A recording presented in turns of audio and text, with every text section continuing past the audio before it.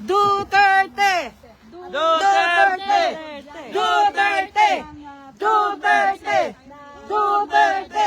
Mabuhay si Duterte! Mabuhay si Duterte! Duterte! Send him home! Send him home! Send him home! Send him home! Duterte! Pwede ka talaga, pang cheering squad ka. Hindi na dahil aesthetic dahil. Cheering ka.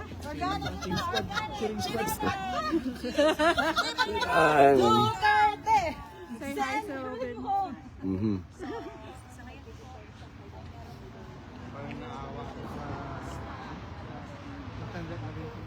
Yeah.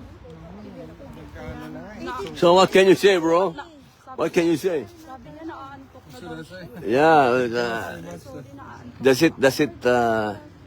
You think it will have an effect on the ICC on how the Filipino love Duterte? What do you mean, like, because we are all here and Yes, pray, yes, yeah, yes, of course. yes. I hope that will show the people around also. And we are not from Philippines. I think in Philippines it's everywhere. Because, a you lot know, of effort, yeah. But here in Europe, I think it's important that also the Philippines people who live here in the country to show the support to him, to show the people around, if it's from Netherlands, Germany, wherever in Europe or in the world, that they stay behind him. So, and maybe that will make a little bit of a change, how the media sees, how the people around see it. Maybe when you live there, your neighbors see it, and maybe that gives the good point here to bring justice. Yes. Because the problem is what Europe heard is one side of the story. This is very political. Now, as we can see, a lot of people are going out and telling the real story. Because we have different truths, you know. They have their truth, we have our truth. They have their narrative, we have our narrative. But our narrative is much popular than their narrative. Because when our president, in his final days as a president, his trust rating is almost, he even reached 98% before. Just imagine that, bro. 98% a president of a third world country. Oh, man, to get that kind of, wow. So now we are here. So that's what I'm asking you, bro. Your opinion is very important now. Because for the longest time, it's all the Western media. It's not our media. I hope people like her will go out and bring their husbands, and and it's very important. Their opinion now is very important. We have to be the ambassadors of our president. We have to be the one telling them, come on, if this is a bad president, why are we here? Yeah. Nobody's paying us here. Yeah, no, we're not being paid. Pautangin mo nga muna ako. What a biro lang. You understand Tagalog? Oh, no. A little bit. Oh. Bisaya? Really? Okay. Few words. Yeah. You're part of the request with... No, it's my interview. I'm interviewing you, and then sorry, ma'am, meron po. Pwede nyo sabihin statement for yung purpose of the request po. Wala pa, ma'am. Ano naman, ma'am, sandali, ako naman ang inong spot nyo. Grabe naman kayo, ha. You see the... Kanya-kanya tayo, ambassador. Bro, thank you very much, man. Thank you, man. Thank you. Yeah, thank you to you. Thank you ma'am ha. Thank you. Kinorner na ako eh. Thank you. Senator, kayo Opo. po bisita sa loob. Nag-request ako, matagal na ako may request. Nung Friday pa. Hindi pa ako nakakapasok ma'am. Ayun, explain Kasi natin mahigpit sa- sila masyado eh. Sobrang mahigpit. Basis of what? Yung purpose lang. Ikaw alam. Lahat naman nung hinihingi nila, pinipirmahan namin. So, Hindi, pero ikaw, kasi syempre yung dalawa, anak, tapos yung isa, lawyer. Kayo po, yung purpose ng visit, gaano kahalaga ito? napakahalaga po kasi ako po ang presidente ng PDP Laban at nasa kalagitnaan po ng kampanya ang ating bansa. Political ally po ako. Ito pong ating Pangulo ay chairman ng isang political party. So siguro po nararapat lamang po na makausap ko yung aking chairman. Opo. So wala pang balita kung anong sagot doon. Malungkot po, lagi po ako dito. Nung Biyernes pa, opo. Wala pa po hanggang ngayon. Ngayon po, sigurado wala pa kasi yung mukha ni ES mukhang malungkot eh. What's the next step, Senator? Bukas po uli. Bukas po uli.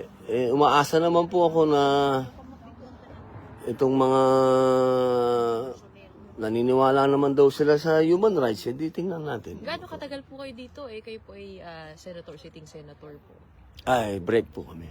Oo. Break po ngayon. Ngayon po, siguro po ang tamang tanong, paano yung kampanya?